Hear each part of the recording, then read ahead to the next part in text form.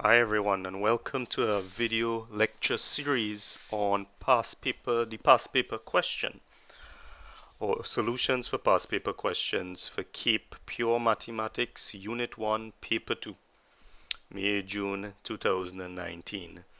So the goal of this series is to complete the entire Unit 1 Paper 2 June 2019, or at least present the solutions. So please look out for this series of video lectures. So we will be starting off with number 1A. So number 1A is a question on quadratics. It says that the expression f of x is given by ax squared plus 12x plus b, and that it is divisible by x minus 3, and it has a remainder of minus 27 when divided by x plus 6. And we are asked to show that the constants a and b in this expression for f of x is 3 and minus 63. So let's get started with this. We could start off by first writing the expression. So we would write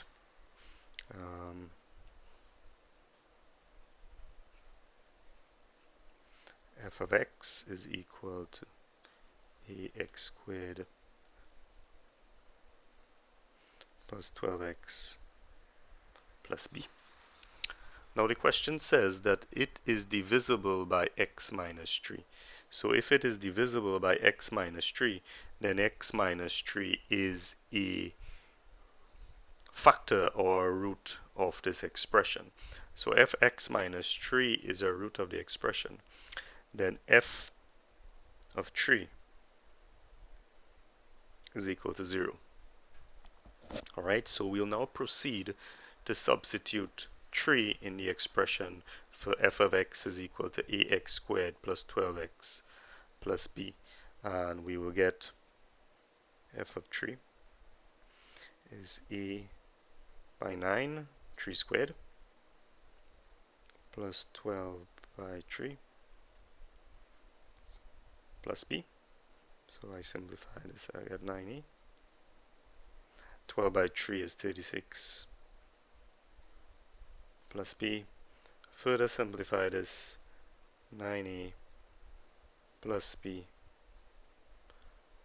plus 36. Now, so remember we said that f of 3 is equal to 0. Alright, that is because x minus 3 is divisible by x minus 3. So this expression here, 90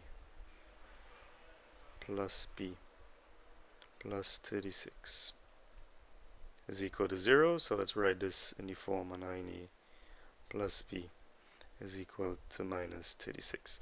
And we'll call that our first equation. Equation 1. Now the question also says it has a remainder of minus 27 when divided by x minus 6. So clearly x minus 6 is not a factor or a root of the quadratic. So when we substitute minus 6 in the expression for ax squared plus 12x plus b, we will not get 0, but we will get minus 27 as our remainder. So f of minus 6 is equal to minus 27.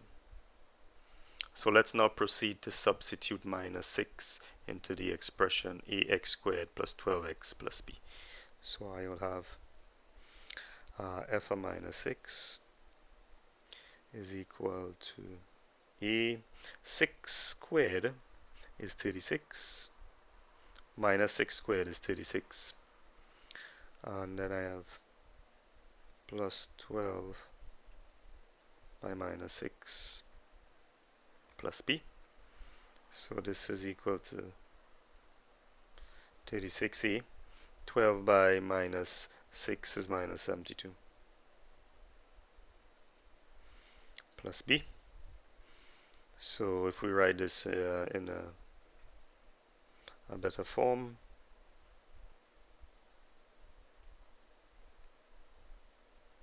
minus 72, and you just remember that f of minus 6 is minus 27, so I will make this expression equal to minus 27.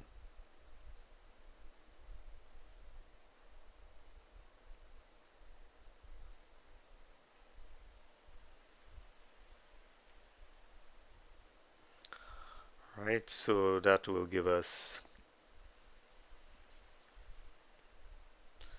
36e plus b is equal to, so if you carry across that 72, so that will be positive 72 minus 27, and that should give you 45. This is your second equation. So we have two equations. This is your first one, and this is your second one, and these two equations come from the two divisions, x minus 3, which is the divisor, which is a factor, and x plus 6, which is not a factor. So let's write your equations next to each other, so we could proceed to solve them. So then we have here 9a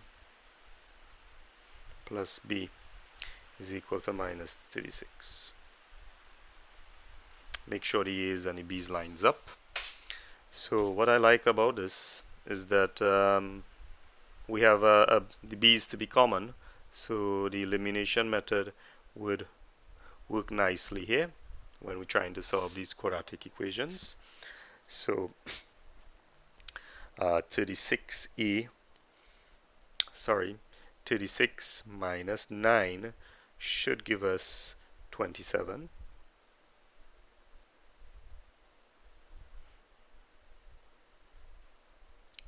The b's will go out, and 45 minus 36, that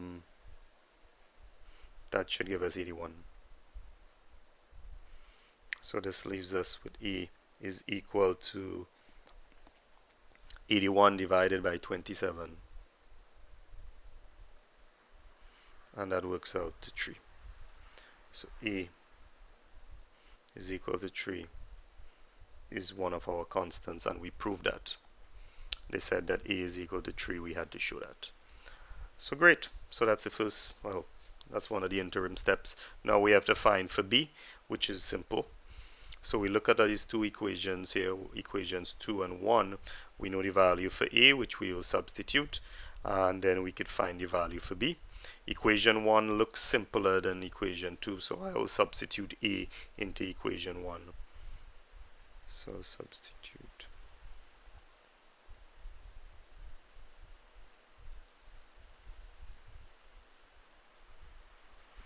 That would give us 9 by 3.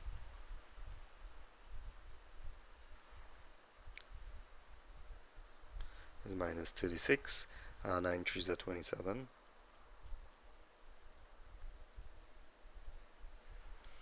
So therefore b is equal to minus 63, which is what was asked of us. So we were able to prove that the constants a and b are 3 and 6. Okay, so let's move on to the next part of the equation. Well, before we move on, let us please write out the entire f of x equation. So f of x is equal to ax squared. A is 3 plus 12x minus 63. Right, so that's what f of x looks like. So let's continue along in the question.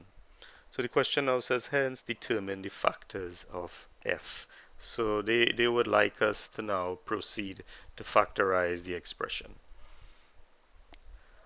So, well, we know that. Let's rewrite f of x. 3x squared um, plus 12x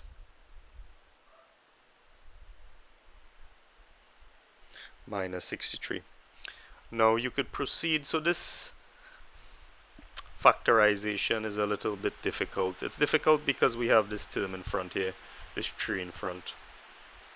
This guy, whenever there is a constant here other than 1, it is a bit difficult.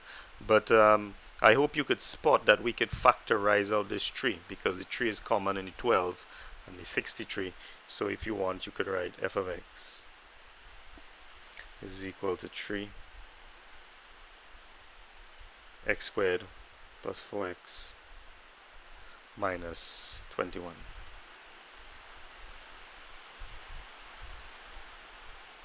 Alright, that's a 21. Just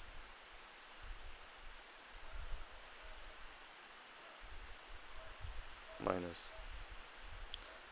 So we just have to factorize the expression x squared plus 4x minus 21. So you ask yourself factors of minus 21, that will give you 4. So minus 21, the first one that comes to my mind is actually the correct one. You could say 7 by minus 3. So 7 by minus 3, when you add them both, you'll get 4, which is exactly what we want. So those would be our factors. So we would say f of x is 3 x squared plus 7x minus 3x is 21. 3. Let's take out x here. X plus 7. Then we take out 3 here. It will speed the x plus 7 as well. So this gives us 3 on the outside. X plus 7 and x minus 3. So f of x is 3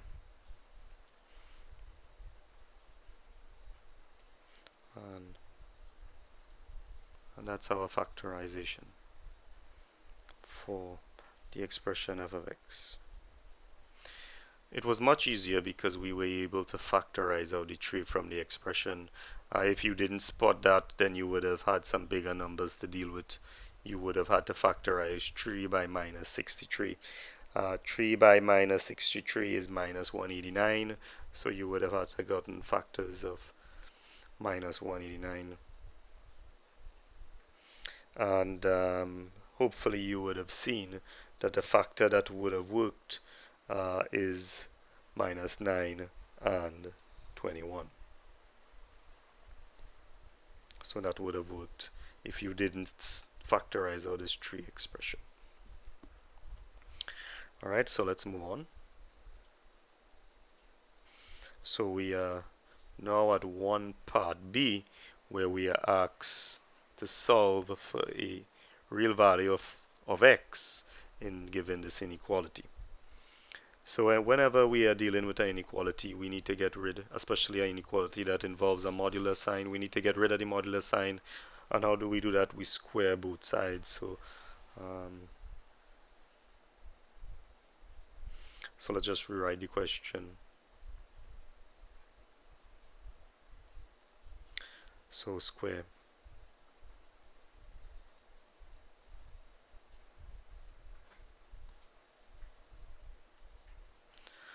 That would leave us with 3x minus 4 to be squared is less than 6 to be squared, so that's is less than equal to 36. So what we will have to proceed to do is really expand the brackets here and bring over this 36 in the side. We'll get a new quadratic and then try to solve that. So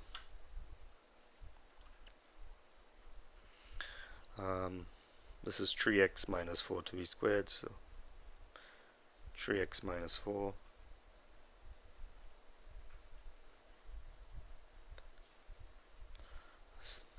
3x by 3x, 9x squared. This is 9x squared, and then you will get 3 by 4 is 12, and then the next 12 it will be a minus, so that we should give you minus 24 x, and then minus 4 by minus 4 is 16, is less than or equal to 36. So if I bring this across on the side, I will get 9x squared minus 24x. So this would give me minus 20 is less than or equal to 0 when the 36 comes over on this side.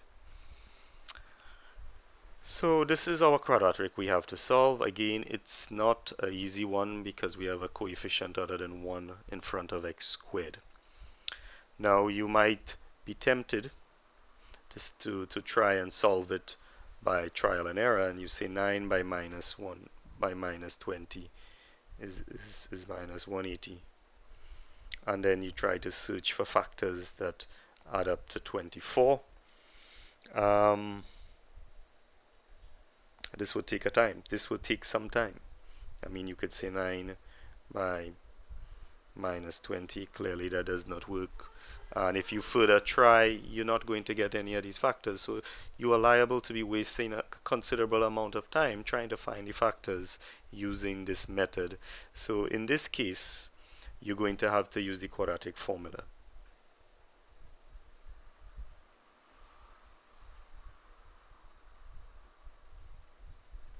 To try and find the factors of that expression. The formula, of course, is the famous formula. X is equal to minus b plus or minus the root b squared minus 4ac all over 2e. So you would have to resort to do this or use this formula. If you use this formula up front and didn't use this method, then you would have saved a lot of time. So let's try to find out these factors. So x is equal to minus b in this case would be minus 24, so b will be plus 24, plus or minus 24 squared minus 4, a is 9, and c is minus 20. So we are working with some big numbers.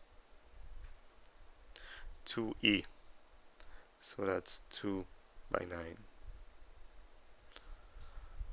So this is minus 24 plus or minus the root.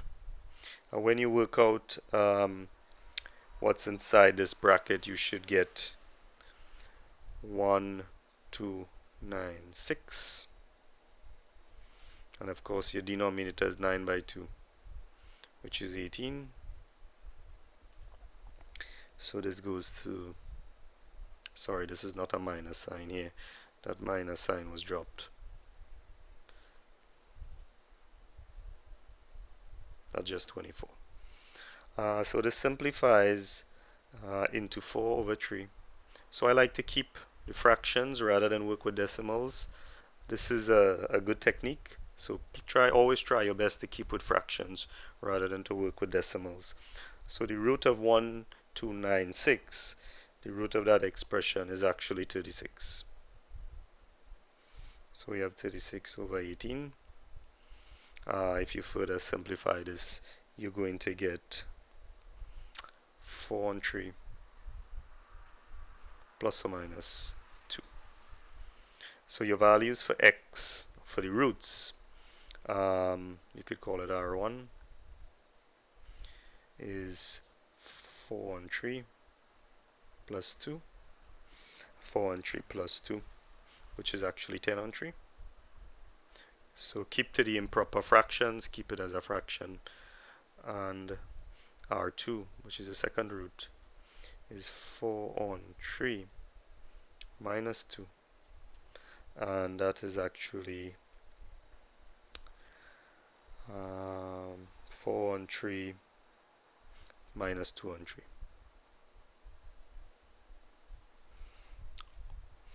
Alright, so we have our two roots, R1 and R2, and the roots come from this expression or this quadratic that we have to find the inequality for. So the last stage or the last step in finding or solving this inequality is to produce a sketch of this quadratic using the roots that we found. So this is just a rough sketch. So the coefficient 9 in front of the x squared is positive. So because the coefficient is positive, you're going to get a minimum curve looking something like this. And the roots are located, of course, here and here. So this is the positive root, and that will be a negative root. So this positive root here is 10 on 3, and this is negative 2 on 3. So the question asked, it has to be less than or equal to 0. So this represents your positive values for y, and this is your negative values. And you want it less than or equal to 0. So that's this shaded area here. So you want this shaded area. So that shaded area exists for values of x that is less than or equal to 10 divided by 3, but greater than or equal to minus 2 divided by 3. So it's less than 10 over 3, that's this region, but it must be greater than 2 over 3, and you'll be able to get that region, and that is actually your solution. Okay. Alright, let's continue on with number 1. 1c. A binary operator is defined on the set of rational numbers by a star b is ab on 2. Prove that the operator star is commutative. So this is again is a simple one. Just to remind you what commutative means. So if I have 2 by 3, that is 6. Well, 2 by 3, which is 6, is the same as 3 by 2. So a by b is the same as b by a. That is what you mean by commutative. So we have to show that a star b, which is ab on 2, is commutative. Well, that's straightforward. So we are required to prove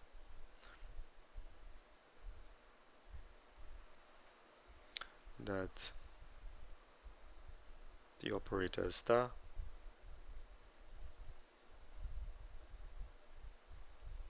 is commutative.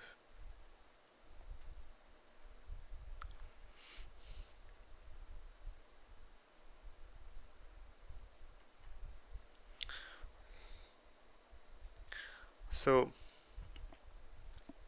in order to do this proof, we have the expression for the a by the operator by b.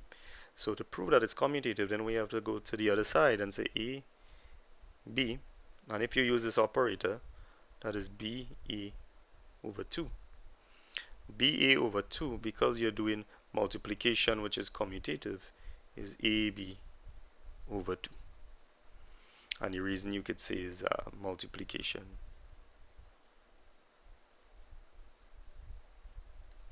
is commutative.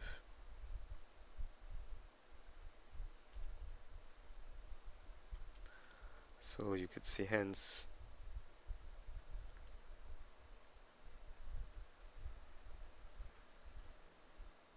is equal to a star b, which is ab over 2. And your proof is over. Is actually 3 lines, a very short proof. Okay, continuing on. This is your last question in number 1, number 1D. Use mathematical induction to prove that 5 to the n minus 1 is divisible by 4 for all numbers for all n that belongs to the natural numbers. If you ask me, I would say this is probably the most difficult part of question 1. And well, let's get started. So we're required to prove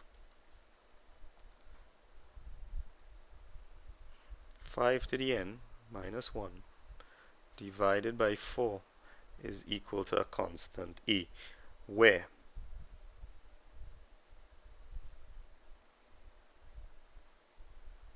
n and e are members of the natural numbers. So n is a whole number, a counted number, and that is the same for e. So when something is divisible by something, you don't get a remainder, you just get a whole number. So 6 is divisible by 3, so 6 divided by 3 is 2. So this is your natural number. So we are required to prove this expression using mathematical induction. So proof by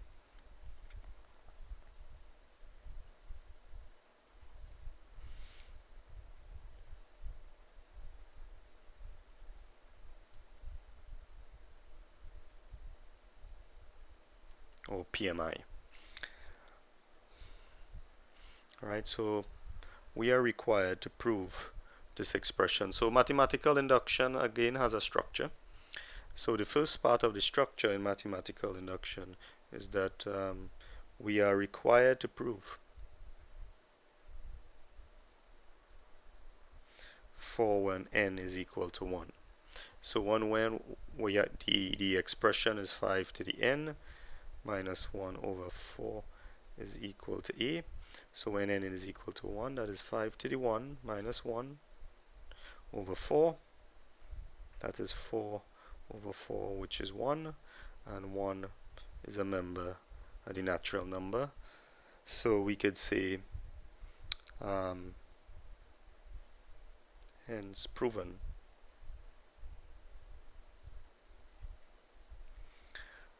for n is equal to 1. So that's the first step in proof by mathematical induction, proving the expression or the conjecture for n is equal to 1. The second step is we assume true.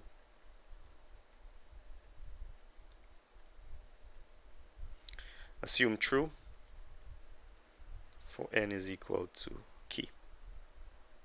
So if we assume true that this expression holds for n is equal to k, then we would have 5 to the k minus 1 divided by 4 is equal to a,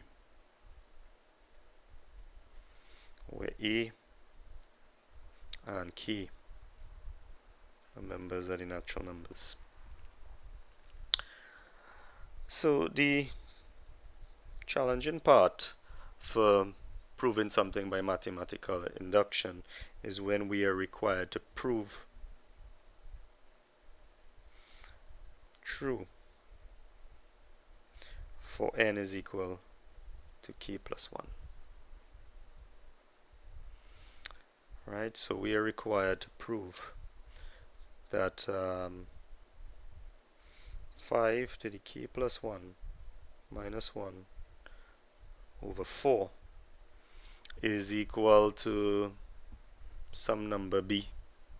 I'm not going to use a again because 5k minus 1 over 4 is equal to a, so you could say is equal to b, where b is a member of the natural numbers. Now this, so you may be tempted to begin this proof by saying that starting off with this expression. So you may be tempted to say that well, this is straightforward. So I'll start from this angle and say 5k plus 1 minus 1 over 4 is equal to 5 by 5 to the k minus 1 over 4 is equal to, and then you're stuck. You're stuck because it is difficult to show that this entire expression is a natural number, that 5 by 5 to the key minus 1 over 4, whatever that is, shows up to be a natural number. So if you start like this, you really get stuck and it's difficult to proceed. The better way, or the way forward, is not to start with this expression, but start with what you assume for n is equal to key. So there are two ways you normally do, or when you reach the part 3 here where you have to prove for n is equal to k plus 1, there are two approaches. You could start off with the expression for k plus 1 and simplify your way down and show that whatever answer you get here is a member of the natural numbers. That clearly did not work. Or we start off with what we assume and build our way forward to this expression. And since we assume that this expression is equal to a natural number, whatever we build on, hopefully that will be a natural number as well. So we will be starting with saying that 5k minus 1 on 4 is equal to e.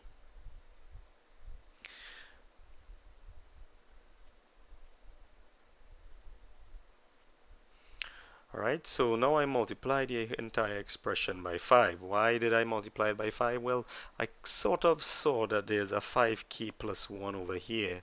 So if I multiply by 5, I'll probably get a k plus 1 over here. I don't know what will happen with the entire expression. Let's see what happens.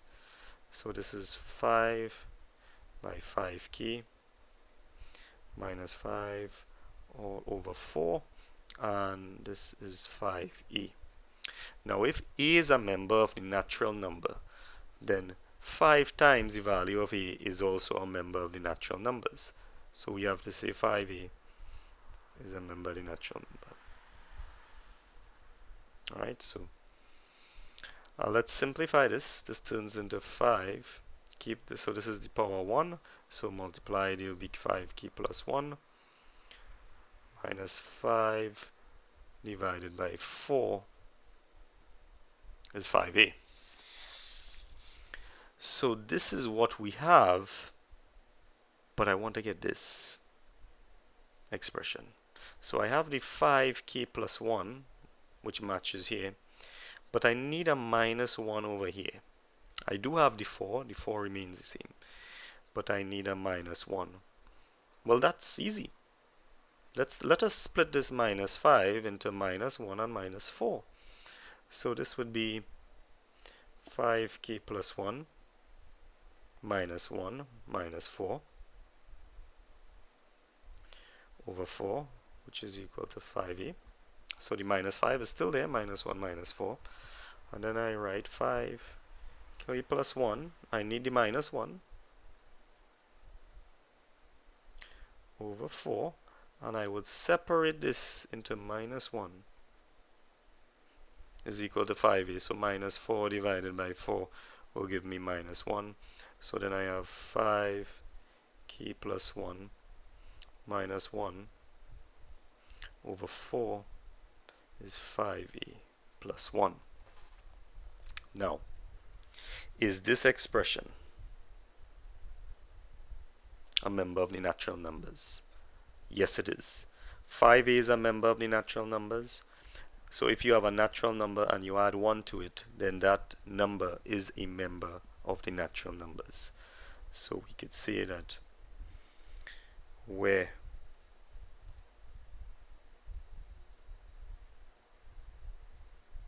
is a member of the natural numbers. So your proof is over. You have proven the expression by mathematical induction. You proved it for n is equal to 1. You proved it for n, you assume true for n is equal to k.